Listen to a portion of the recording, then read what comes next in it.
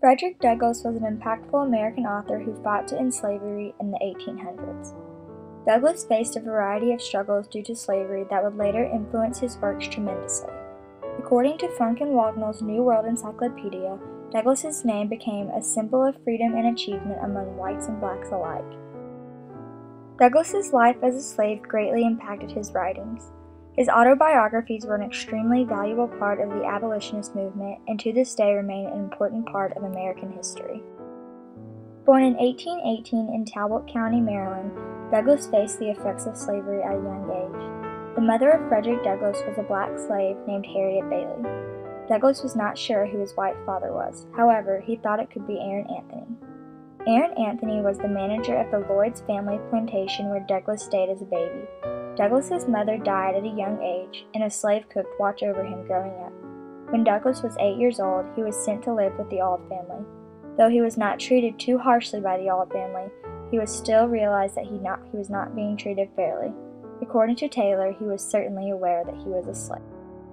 A member of the Auld family, Sophia, used the Bible to teach Douglass how to read. Sophia's husband, Hugh, was offended by this and told Sophia that learning would spoil the best slave in the world. Douglass overheard Hugh's statement and discovered that reading must be a valuable thing. Douglass began to secretly attempt to teach himself to read.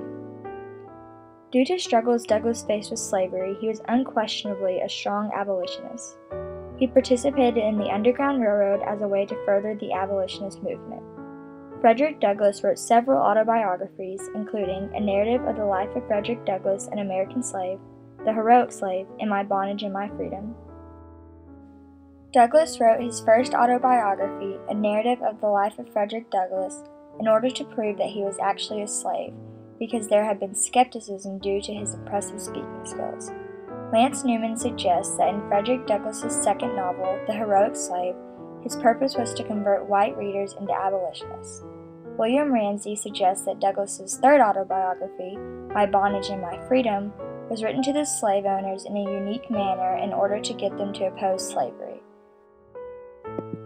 Douglass's works are a reflection of the unfortunate slave life he lived, and his determination to abolish slavery was the main purpose of his works. In his most popular autobiography, Narrative of the Life of Frederick Douglass, Douglass tells his journey of going from a worthless slave to a successful man. In a famous lecture of Douglass's titled Self-Made Men, he discusses the inaccuracy of the good luck theory, which states that people become successful because of luck, and promotes the self-made men theory that opportunity is important but exertion is indispensable. Douglass's autobiography and his famous lecture, Self-Made Men, ultimately accomplished a similar goal of proving to slaveholders that because Douglass was able to apply his self-made men theory to his own life, and therefore made himself a successful man rather than just a worthless slave, then all African Americans are not an inferior race and should be treated equally. David Chesbrough states in a book discussing Douglass's rhetorical strategies that his task was to persuade, sometimes in the face of what seemed to be impossible odds. In Chapter 2 of the narrative, Douglass evokes pathos in his reader when he strikes a mournful tone in his discussion of the hymns slaves sing on their way to the great farmhouse, songs that those who have never been exposed to the sorrow and pain of slavery mistake for songs of joy. Douglass writes, "The mere recurrence to those songs, even now, afflicts me. To those songs I trace my first glimmering conception of the dehumanizing character of slavery." Douglass's ethos as a former slave himself supports his claim that these songs, though they sound joyous, are actually the overflow of the pain that slavery causes, a bitter reminder to him of what he escaped but can never forget. David Chesbrough asserts, every cause that Frederick Douglass addressed was done so with great passion, pathos. Douglass always invested his rhetoric with great emotion. By evoking pathos so strongly in his reader, he is able to destroy his reader's logic. That slave songs are evident that slaves are happy in their plight, and compel the reader to sympathize with the painful and unnatural effects of slavery. Douglass's claim that slaves are inferior, not because of their race, but because of their mistreatment by slaveholders, is the central point of his logical argument that slaves have the ability to think and act equally to whites if treated equally as fellow humans. Douglass opens the book thusly, I have no accurate knowledge of my age, never having seen any authentic record containing it. Douglas is blatantly acknowledging the fact that slaves were less knowledgeable than white people, but throughout the book he explains that their ignorance is not the slaves' fault. Their mistreatment has caused the slaves to be less knowledgeable.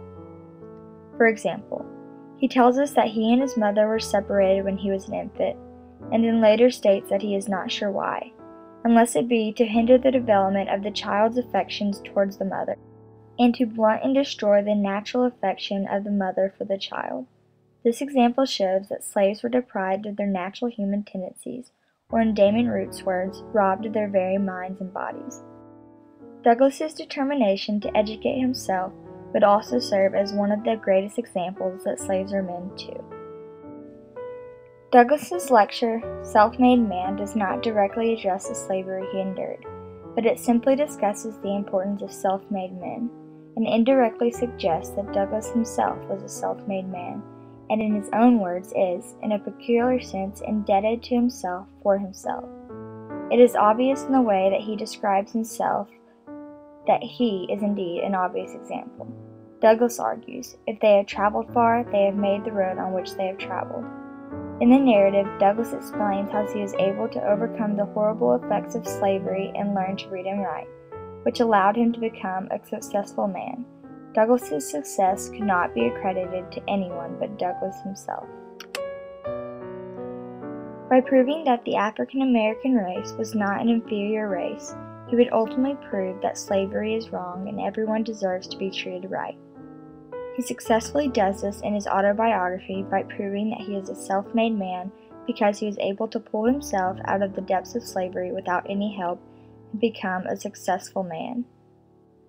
Frederick Douglass's work were a direct reflection of the unfortunate slave life he lived.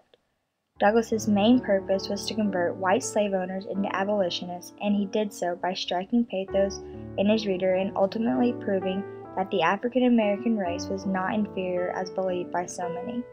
Frederick Douglass's works remain an important part of American history to this day.